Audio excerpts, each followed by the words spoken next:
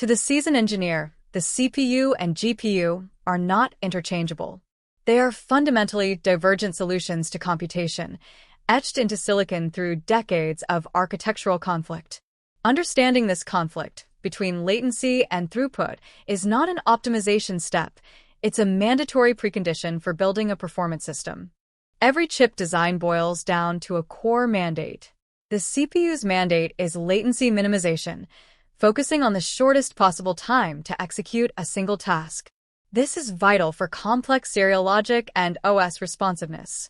The GPU's mandate, conversely, is throughput maximization, prioritizing volume by keeping all execution units 100% busy, even if individual tasks take longer. To minimize latency, the CPU architecture is built around a few complex cores. First, it relies on massive caching, dedicating die area to L1, L2, and L3 caches to avoid slow trips to main memory. Second, it uses aggressive branch prediction.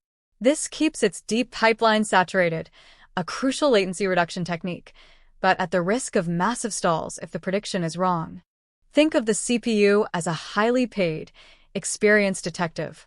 He works alone, focusing intently on one difficult, serial case at a time. He keeps all his relevant notes, his cache, right on his desk, minimizing the time it takes to reference a critical clue and ensure the case resolves quickly.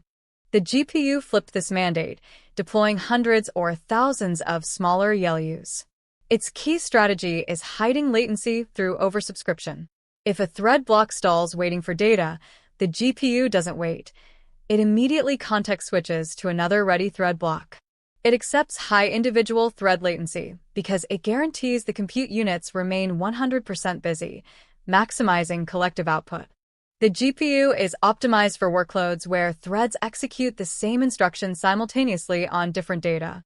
This is efficient until they hit a divergence point like an if-else block.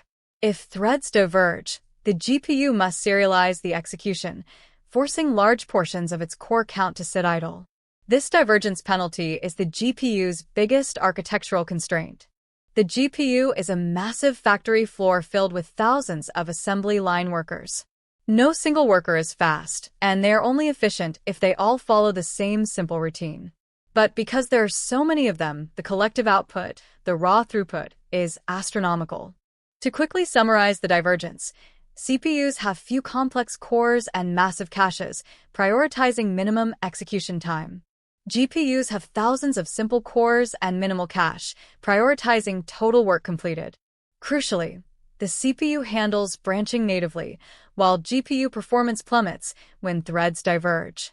Selecting the right processor means mapping your primary constraint. CPU dominance applies to tasks requiring sequential fidelity and low latency. This includes database query optimization, where complex joins and index traversal demand rapid state management, and running the operating system kernel, which requires instantaneous, reliable serial execution for interrupt handling. The GPU reigns supreme in throughput critical tasks defined by high data parallelism and uniform operations.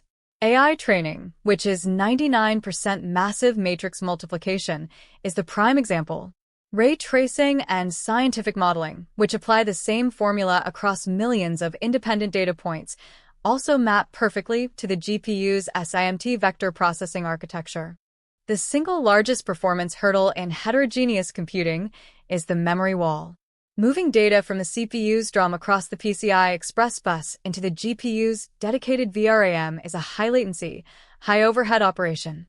This process incurs cycles for synchronization and copying, potentially stalling both processors. The architectural response to the memory wall is the Accelerated Processing Unit, or APU. By placing CPU and GPU units on the same die with a unified memory architecture, data transfer overhead and latency are significantly reduced. However, this is a trade-off. Integrated GPUs cannibalize slower system DRAM, and sharing the thermal budget on one piece of silicon constrains the peak performance of both the CPU cores and the graphics component.